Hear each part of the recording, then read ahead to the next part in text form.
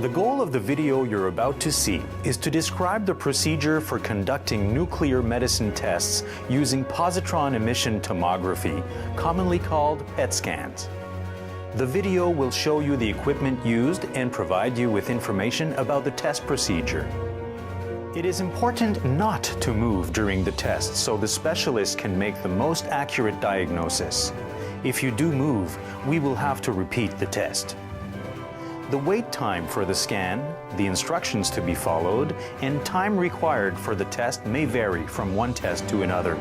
A positron emission tomography scan, a PET scan, is a medical imaging technique used to obtain images of the body by injecting a radioactive tracer into the body.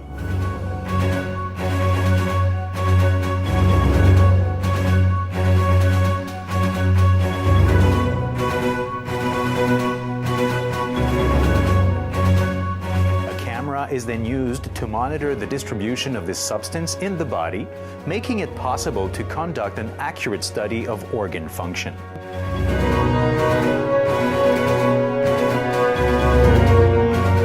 The PET scan is primarily used to detect cancerous tumors and metastases.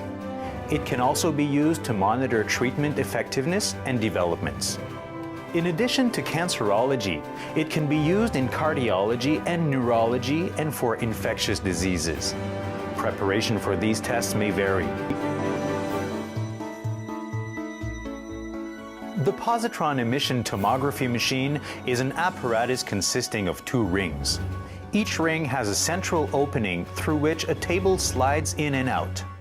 This apparatus produces 3D images of your body. The rings do not move, only the table moves. You do not come into contact with the rings.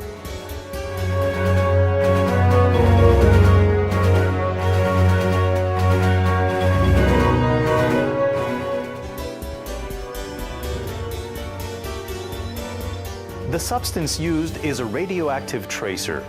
It produces a light that is invisible to the human eye, but can be detected by PET scan machines. The most frequently used tracer is a sugar called fluorodeoxyglucose, a substance that is non-allergenic and very rarely causes any side effects. Once the substance has been injected, it is stored in your cells, more specifically in abnormal cells. The technologist will insert a catheter in a vein in your arm and will then inject a small quantity of the radioactive tracer through the catheter. There is a 60-minute wait period before imaging begins.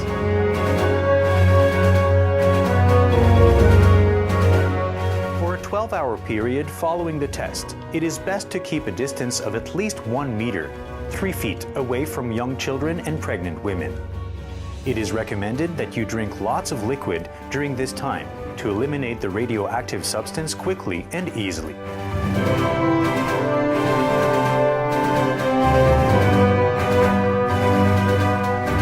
Let's first understand how a PET scanner works. A sugared radionuclide tracer is introduced in the human body, typically in the blood circulation. Tumor cells are characterized by higher sugar consumption than healthy cells. Therefore, whenever the affected tissue is located, the cancer cells consume the sugar from the tracer, which releases positive charged particles called positrons. Each positron soon combines with a free electron inside the body, and both particles annihilate, producing a pair of photons.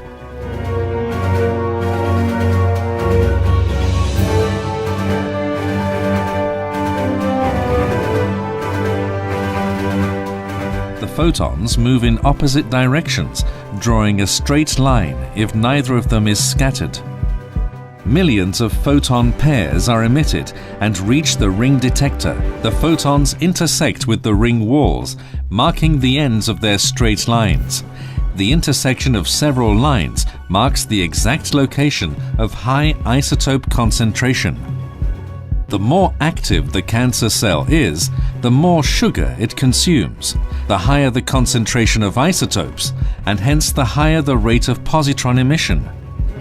The collection of hundreds of millions of points allows sophisticated computer software to build a 3D, fixed image or 4D changing over time model of cancer tissues and their concentration.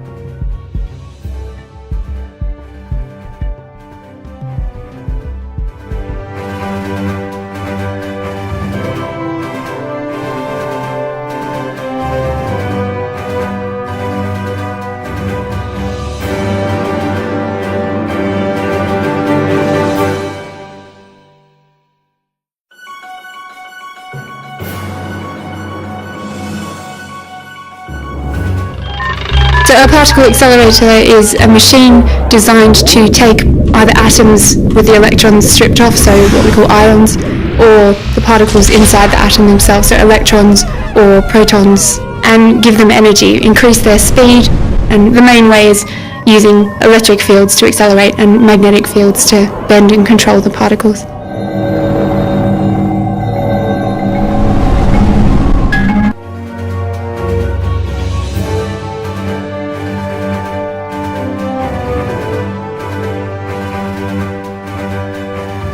A cyclotron uses two large magnets to accelerate protons. Then it fires that proton beam at a target material. The most common target is oxygen-18 enriched water. In its nucleus, an atom of oxygen-18 has 8 protons and 10 neutrons. Get rid of one of those neutrons and it becomes a completely different element, fluorine-18. The cyclotron beam does just that. After a few hours, you can make a sizable amount of fluorine-18, enough to do PET scans on a few dozen people. But you have to work fast. Fluorine-18 has a half-life of 2 hours. In 2 hours, half of it is gone.